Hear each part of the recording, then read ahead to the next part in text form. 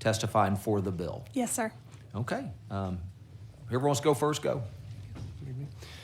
All right, good morning, Mr. Chairman, Vice Chairman Bernal, members. My name is Josh Sanderson. I'm with the Equity Center, and we are here in support of House Bill 2. Obviously, with any omnibus school finance legislation, it's going to be something that is going to be a work in progress. And while we support the general direction that the bill is going, we definitely are going to continue to try to make this the most perfect school finance legislation that we can pursue with working alongside the legislature.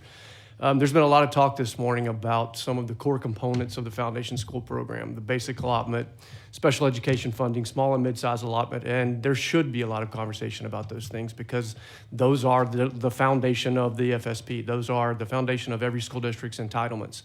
What you have recognized in the bill, Chairman Buckley, but doesn't get a whole lot of attention is that there is a subset of districts who do not receive that entitlement funding every year. And they're districts that are located in counties where their CADs, their county appraisal districts, have failed the comptroller's property value study. And in that instance, essentially what ends up happening is in the calculation of the school district's entitlement, the state local share calculation, the state is going to look at the comptroller values, which are higher than what the school districts are actually collecting on. And it has the result of reducing the state share, which causes the school district to not realize their entitlement funding in that year. We've got school districts that have had CADs that have failed the comptroller's property value study for over 10 years in a row. And we've got school districts that are having their budgets reduced by over 10% because of this one issue. You can trace it back to this is the cause. School districts have no ability to force these county appraisal districts to get in compliance with the comptroller's property value study. There is no leverage. I've heard conversations around the Capitol and various hearings already this session where it's been indicated that potentially there is a way for school districts to get their CADs in compliance. There's really not. This is going to require the legislature to act. And it's our opinion, and I think it's the intent of the education code, that every school district should be receiving their entitlement funding every year. This is one of these strange situations where it's kind of a wrinkle, and we've got about 60 districts this year losing about $34 million by our calculations. You address that in kind of a temporary approach, Mr. Chairman.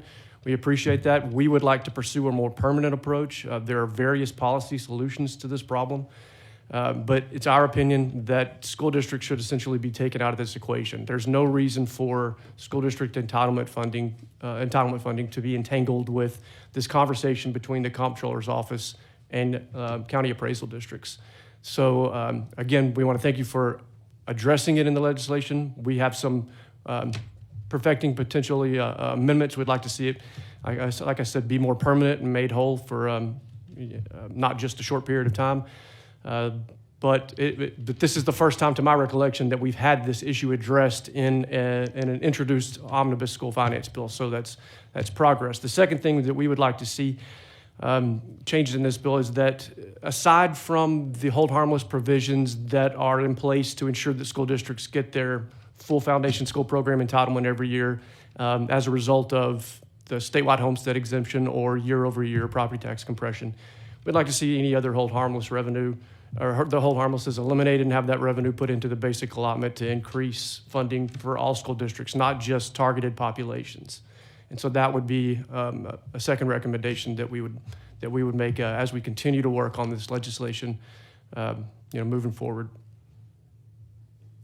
That's essentially what I had to offer this today in testimony. I'd like to allocate the rest of my time to the basic allotment, Mr. Chairman.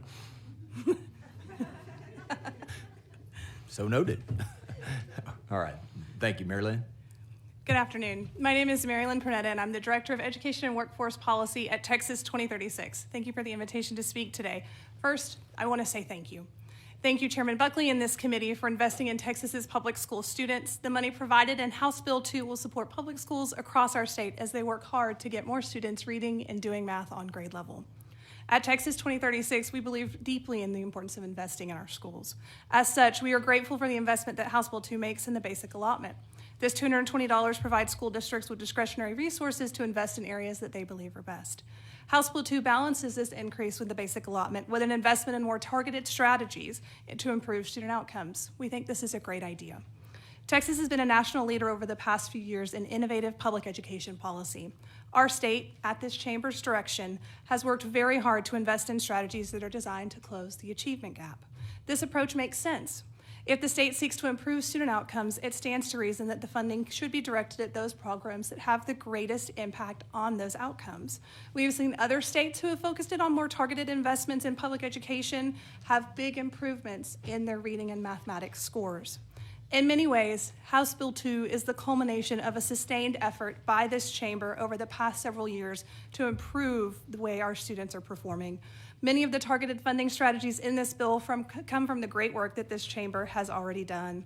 Last session, the House supported an expansion of the teacher incentive allotment, and HB2 provides a path for more teachers to be rewarded for this great work. Previously, the House also sought to increase funding for at-risk students, and House Bill 2 provides that increase yet again. But these policies aren't just popular, they also carry results. The Comp Ed allotment now funds high-impact tutoring, which is one of the most cost-effective interventions for students. And the TIA is working.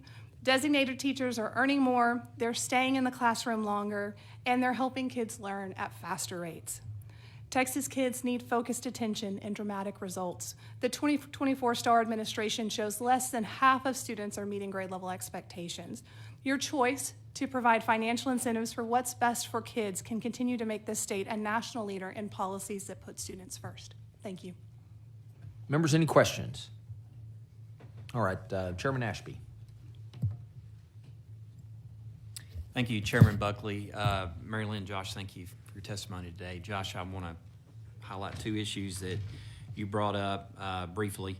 One, I appreciate you recognizing what the chairman has in the bill as it pertains to the controller's property valuation study, issue near and dear to my heart and something that I wholeheartedly support, especially looking at a long-term fix if we can make that happen in this bill.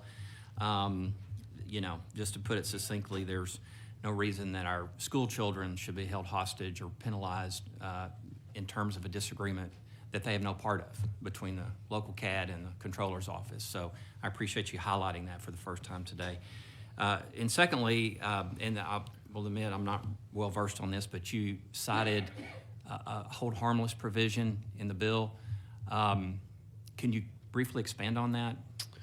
So it's my understanding in working with the chairman's office that the hold harmless provision that I'm referring to that was in the initial version of the bill is being, the way I understand it, it didn't accomplish exactly what was intended. And so it's being worked on. And once again, the way we interpreted it was revenue above foundation school program formula funding for a certain group of school districts. Once again, based on the introduced language, that was our interpretation. I don't know the exact intent, Mr. Chairman, since you've said that you are continuing to work on that provision, but that's how we interpreted it. Okay. And you know, generally speaking, I mean, we've been pretty consistent on hold harmless provisions and our dislike for them. You know, it's always our position that you know, if formula funding isn't working for a district, then formula funding is the problem, and that's what we need to focus on. Okay. Well, I'll follow up with the chairman on that. I will tell you, when you said that, I had flashbacks to when I first came to the legislature, that acetar issue. Yes, sir. That took us forever to resolve. So I just worry a little bit about creating another acetar when I hear that. So, but I'll visit the chairman about that. Yes, Thank sir. you. Thank you. Appreciate it. Members, Representative Hinojosa. Thank you. Ms. Prunetta, you said Texas is a leader in innovation to improve achievement. Mm-hmm. And I've noticed that you and representing your organization, you are often here in support of many programs that come before this body to be approved in the name of innovation. And I sometimes worry that we spend so much time working here to innovate and we're not focused on the basics of a good teacher in the classroom. We're trying to create in this bill these great super teachers, mm-hmm. Wonderful. And there are parts of the bill that are focused on just certified teachers in the classroom as well. But again, my concern is we're trying all these different things and at the expense of really what we need to do for every child is a good teacher in the classroom. Can you give me some examples of how we've improved achievement in actual results in Texas with this kind of centralization of power at the TEA in these innovative programs? Yes, ma'am. Well, first of all, I'd say I think that's one of the achievements that House Bill 2 accomplishes is that it does both. It doesn't, only focus on, a specific category of programs or a specific category of innovations, but it also invests in the basic allotment. And I think it's also important to remember, too, that in addition to the $220 in the basic allotment, for every dollar of basic allotment increase, you also see an increase in every single weight and adjustment that happens on top of that. So we increase the basic allotment, but we also increase compensatory education at the same time. We increase bilingual education funding. So when we say we're raising the basic allotment, we are doing a lot more than just that raw dollar amount. I think my question is, I didn't say it in a way that was clear. What have we achieved in Texas with this innovation that can be reflected in outputs and results in this way that we're now operating in education, where we've got all these programs and grants that are centralized at the TEA. What have we achieved in the last, say, 10 years under this way we're doing business and education now? Yeah, absolutely. So I think when you see programs like the teacher incentive allotment and you see the results that have happened, particularly for districts like Dallas ISD, and I do not have those results memorized, but I do know they exist, and I'm certainly happy to provide them to you. And so we see results like Dallas ISD, which I think many people would argue is one of the greatest turnarounds of an urban district in the history of the United States. I think a lot of that is down to two things: the teacher incentive allotment, but also its approach to resource campusing, which House Bill 2 also invests in and also expands. So I think House Bill 2, in building on those programs, it's looking at what has worked and expanding that across more school districts. And again, I will provide you the specific ways that it has worked. I do not have that memorized. But I also think when we think about innovation in school finance, I think one of the things that Texas has done that is truly remarkable that we get zero credit for is what you all did in 2019 with the reforms of House Bill 3. And when you think about how the school finance system was working before you all kind of basically from top to bottom redid the entire system, it was really inequitable. To use the Supreme Court's terminology at the time, it was sclerotic. And why was it sclerotic? Well, there were a lot of ways that the funding just wasn't working as you all had designed it. You were trying to target funding towards, let's say, compensatory education students, but to target money towards compensatory education students, you had to deal with all of these other downstream impacts that were incredibly expensive. So when you did the innovation, which we do often talk about, I think one of the things was just the structural design of the formulas. It was mentioned on the panel prior, compensatory education. The way that you all created the compensatory education allotment is remarkable, and it is very clever, and it was based on San Antonio ISD and what Superintendent Martinez was doing at the time, because you came up with differentiated poverty mechanisms that actually first asked what's the most important question: where are the children in our state that are chronically and generationally poor, and let's fund those at a much higher rate than maybe a family in Abilene, where I'm from, that's making $60,000 a year. They have 2 or 3 kids, and they might be classified as free and reduced price lunch, but their margins at the end of the month are very different than a family in Austin, let's say, with the same family size at $60,000. So yes, there's absolutely programmatic innovations. I'm happy to provide those, but I also just want to take time, since we're having kind of an esoteric school finance conversation, to point out that the structure of the system that Texas has created is one that other states are beginning to pattern themselves after. Like the school finance reforms in Tennessee, I don't know if anyone paid attention to what Tennessee was doing, but they kind of just copy-pasted House Bill 3 and dumped it into their formulas, and they added a few Tennessee changes. But the system itself, I think, is vastly improved and in and of itself is an innovation as well. Okay, and just to be clear, I don't want a list of all the innovative programs that we have approved. I want a list of what have we achieved. Yes, ma'am. We had a conversation last week about our NAEP scores have gone down since 2011 and 2015, like national scores. So I don't know what's going on there. We've heard that we've lost certified teachers over the last 10 years in terms of the types of teachers we're hiring in the classroom, gone down by, I think we're at 56% of new teachers are not certified now, so that feels alarming. Yeah. I was looking at our college enrollment and completion rates aren't anywhere near what our goals are. And so I want just hard examples of what we've achieved with the way we've been operating. Mr. Chairman, Yeah, Representative Bryant. thank you. Mr. Sanderson, are you aware of the situation developing in Tarrant County? Yes, sir. With regard to school districts? Yes, sir. Could you tell the committee what's happening? So essentially, through Senate Bill 2 during the last, I believe it's the second called special session, a new, what quote-unquote taxpayer advocate CAD board member was added for certain urban county appraisal districts. And what's happened in Tarrant County is that has resulted in some reforms that have been adopted. Initially, they were looking at using 3-year appraisals, which would have been pretty dramatic, especially as it pertains to the comptroller's property value study. I believe, Representative Bryant, that it ended up they adopted 2-year appraisals, if I remember correctly, and if I'm wrong, then you can correct me. But I believe it ended up they settled on 2 years, which that in of itself is going to create problems because they're going to essentially have suppressed values locally when they're only looking at it 2 years, which is going to cause them to almost certainly run afoul of the comptroller's property value study. This was kind of the very first iteration of this, and we're starting to see it happen in other urban counties as well. If that's the case, you'll start to see more large urban school districts run into this same problem with their CADs failing the comptroller's property value study and them having a reduction in state funding as a result.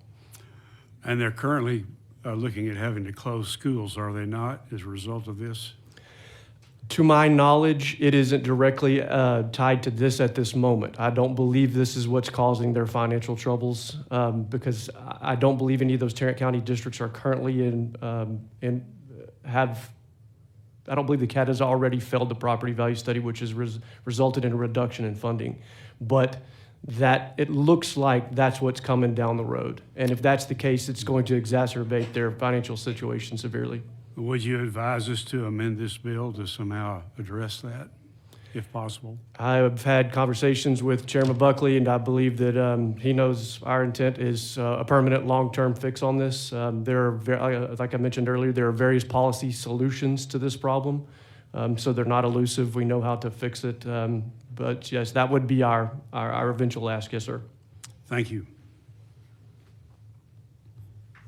Members, any more questions? Okay. Josh, real quick, go back to the hold harmless situation. Yes, sir. And so, over time, we've sort of stacked several hold harmlesses on top of each other Right. since 2022 or what have you. Is it your contention that the hold harmless basically creates an increased entitlement that some districts have over time that's inequitable to other districts? Is that? That have the potential to. So that the way I understand that this hold harmless has been combined, one of the components of that was a hold harmless that was created once again last session through Senate Bill 2. And this was done because of, strangely enough, because of initial hold harmless provision that was put into House Bill 3 in 2019. That hold harmless said that it's 48257B of the Education Code. It says that essentially if you're a Tier 1 property wealthy district and for whatever reason you don't get your entitlement funding in a year, your recapture gets reduced proportionate to your loss to make you whole. Okay, so that worked great for those districts as long as they were continuing to pay Tier 1 revenue in excess of entitlement. Compression has begun to essentially, for lack of a better term, buy districts out of Tier 1 recapture. And in that instance, they lose that 48257B protection. And so in Senate Bill 2, yet another hold harmless was put in place that says, okay, not only if you are a Tier 1 property wealthy district, but if you used to be a Tier 1 property wealthy district, now you're no longer paying recapture, but you maintain that protection. So essentially what we have now is 3 tiers of districts in Texas as far as how they're funded. Non-property wealthy districts in Tier 1 who have a state local share. If they have a local option homestead exemption, they just lose that revenue. If they have a bad year in tax collections, they just lose that revenue.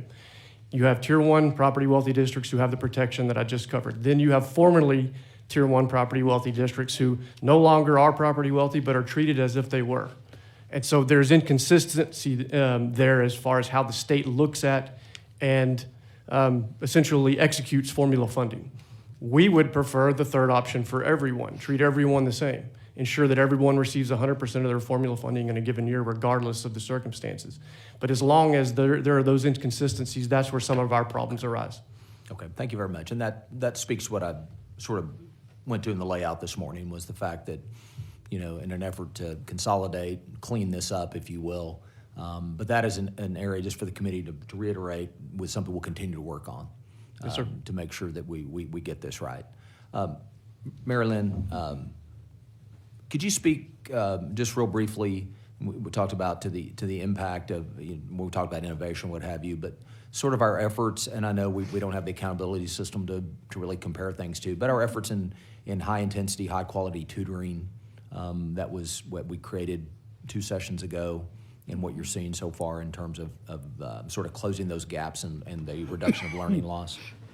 Absolutely. So you all passed high-quality tutoring supports in House Bill 4545 2 sessions ago, and the purpose of that was to help close some of the COVID learning loss gaps. And then again, you all updated and improved it in House Bill 1416 last session, and we've seen implementation of House Bill 1416 across districts in the state, and I'm happy to get this committee, the specific kind of top lines of the ways that high-impact tutoring has improved, but generally from a data and research perspective, when it comes to just the science of education, we have seen just consistent results across the board in states across the country that high-impact tutoring is one of our best and highest ROI strategies for closing those achievement gaps.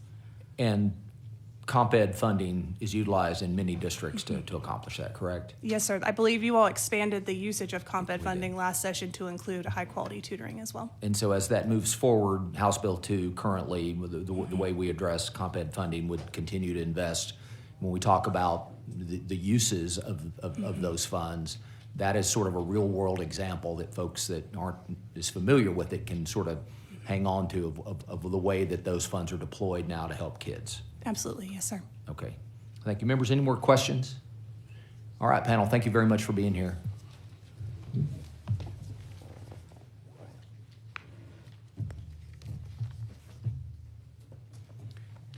Chair calls, oh, this is working. Oh, here we go. Chair calls Ben Mackey.